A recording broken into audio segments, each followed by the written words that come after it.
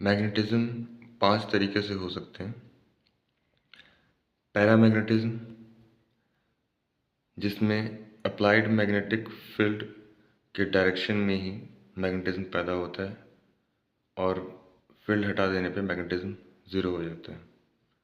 Diamagnetism में भी field हटाने पे मैग्नेटाइजेशन ज़ीरो हो जाता है, लेकिन ये मैग्नेटिक फील्ड जो मटेरियल के अंदर पैदा होता है वो अप्लाइड मैग्नेटिक फील्ड के अपोजिट पैदा होता है और एक रेजिस्टेंस के तौर पर पैदा होता है। फेरोमैग्नेटिज्म वो मैग्नेटिज्म है जो कि अप्लाइड मैग्नेटिक फील्ड को हटा देने के बाद भी मटेरियल के अंदर एक मैग्नेटाइजेशन की वैल्यू जनरेटेड रहती है। एंटी फेरोमैग्नेटिज्म में ये होता है कि इसमें मैग्नेटिक स्पिन्स एंटी पैरेलल होते हैं और एक दूसरे के इक्वल होते हैं, अपोजिट एंड इक्वल होते हैं। फेरोमैग्नेटिज्म में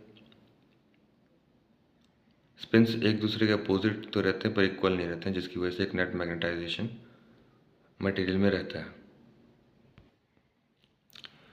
क्यूरी वेज लॉ क्यूरी और वेज का कंबाइंड लॉ है, जिसमें susceptibility equal to C upon T minus T C इस फॉर्मूले से इसको व्यक्त किया जाता है, जहाँ पे सी क्यूरी कांस्टेंट है, टी सी क्यूरी टेम्परेचर है।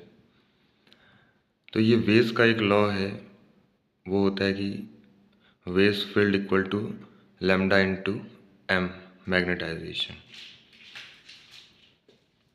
यहाँ बीई जो कि इंटरनल मैग्नेटिक फील्ड है, इसे वेज फील्ड कहते हैं, लैम्डा को वेज कांस्टेंट कहते हैं। सिमिलरली क्यूरी का एक लॉ है जो कि ससेप्टिबिलिटी इन्वर्सली प्रोपोर्शनल होती है टेम्परेचर के, और सी यहाँ पे क्यूरी का दिया हुआ कांस्टेंट है। क्यूरी वेज लॉ में क्यूरी टेम्परेचर, क्यूरी कांस्टेंट और वेज कांस्टेंट दोनों का मल्टीप्लिकेशन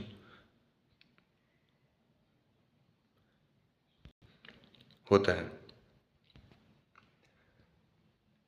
अगर किसी मटेरियल को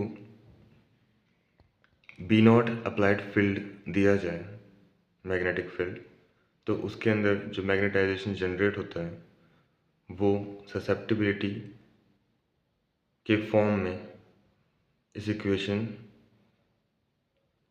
से लिखा जाता है। ये इक्वेशन बताता है कि मटेरियल पैरामैग्नेटिक मटेरियल है, जिसमें वेज फील्ड यानी इंटरनल फील्ड अभी तक जनरेट नहीं हुआ है। अगर मटेरियल के अंदर एक इंटरनल फील्ड को एज्यूम किया जाए या जनरेट होता हो, तो उसके लिए magnetization complete internal field plus external field उसके साथ काई का मल्टीप्लिकेशन करके निकाला जाता है। वेज फील्ड की जगह हम लैम्डा एम लिख सकते हैं, जैसे कि वेज कांस्टेंट से इनटू करके लिखा जाता है। इस इक्वेशन को अगर एम के लिए सॉल्व किया जाए तो हमें एक इक्वेशन मिल जाता है ऐसा। अगर हम बी नॉट को एक साइड ले आए, डिवाइड कर दें, तो एक नया इक्वेशन बनेगा ये M by B not magnetic susceptibility है, पैरामैग्नेटिक ससेप्टिबिलिटी, और क्यूरी वेज लॉ में पैरामैग्नेटिक ससेप्टिबिलिटी को सी बाय टी के फॉर्म में लिखा जाता है। तो दोनों वेज लॉ और क्यूरी लॉ को कंबाइन करने पे हमें पैरामैग्नेटिक ससेप्टिबिलिटी मिलेगी। सी लैम्डा की जगह हम टी सी रखेंगे, क्यूरी टेम्परेचर। तो ये इक्वेशन का equals to C upon T minus T C paramagnetic susceptibility का बिहेवियर दिखाता है क्यूरी टेम्परेचर के ऊपर और नीचे। क्यूरी ने जब क्यूरी कांस्टेंट दिया था तो उन्होंने एक फॉर्मूला निकाला जिसमें कि n number of dipole, p dipole moment, mu B Bohr magneton और k बी बोल्ट्जमैन कांस्टेंट होता है। और इसलिए अगर हम क्यूरी वेज लॉ में टी को डिफाइन करें तो वो c डॉट लैम्डा में हम लिख सकते हैं। हालांकि एक्सपेरिमेंटली इन्होंने ये भी पाया कि क्यूरी टेम्परेचर के आसपास ससेप्टिबिलिटी का बिहेवियर वैसा नहीं होता जैसा इन्होंने बताया है, बल्कि वो T-TC⁻⁴ 1.33 के अकॉर्डिंग रहता है। मैग्नेटाइजेशन को मीन फील्ड थ्योरी से जब इसका एक्सप्रेशन निकाला गया तो एक इक्वेशन मिलता है जिसमें कि spontaneous magnetisation equal to N/G/J/μ भी है। यहाँ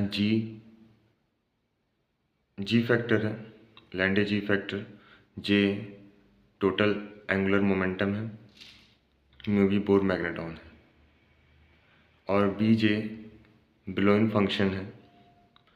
ब्लोइन फंक्शन का इस्तेमाल इसलिए किया गया क्योंकि इनके जो मैग्नेटाइजेशन के डेटा आ रहे थे उन्हें प्लॉट करने के लिए ब्लोइन फंक्शन इन्हें बेस्ट फिटिंग टूल लगा। कैलकुलेशन को सिंप्लीफाई करने के लिए इन्होंने एक टर्म यूज़ किया, रिड्यूस्ड मैग्नेटाइजेशन, जो कि मैथमेटिकली m/ms होता है। सिमिलरली रिड्यूस्ड टेम्परेचर, जो कि T/Ts होता है।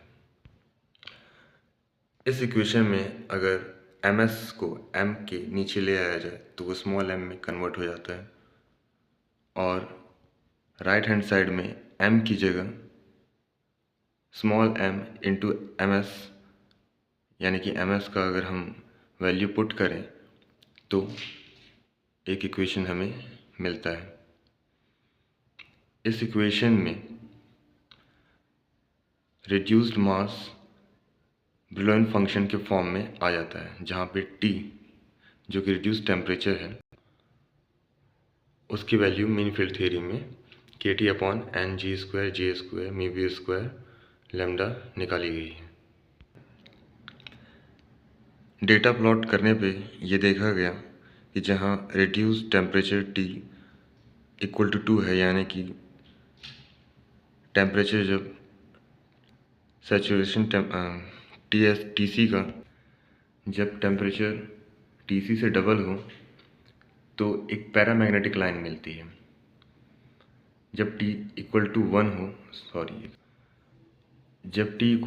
हो तो वहाँ पे फेरोमैग्नेटिक प्रॉपर्टीज़ दिखना शुरू होता है, और T इक्वल टू 0.5 है तो मटेरियल पूरी तरीके से क्यूरी टेम्परेचर के नीचे है और फेरोमैग्नेटिक प्रॉपर्टीज़ शो करता है। फेरोमैग्नेटिक मटेरियल के लिए क्यूरी और वेज ने एक और ग्राफ का एनालिसिस किया जिसमें रिड्यूस्ड मैग्नेटाइजेशन और रिड्यूस्ड टेम्परेचर के बीच का ग्राफ खींचा गया, जो कि मैग्नेटिक प्रॉपर्टीज़ को दिखाता है और quantitative values of Curie temperature को डिफाइन करता है। इस ग्राफ से इन्होंने एक कंक्लूज़न निकाला कि लो टेम्परेचर्स पे मैग्नेटाइजेशन जो चेंज होता है वो टेम्परेचर टू द पावर 3/2 के फॉर्म में चेंज होता है।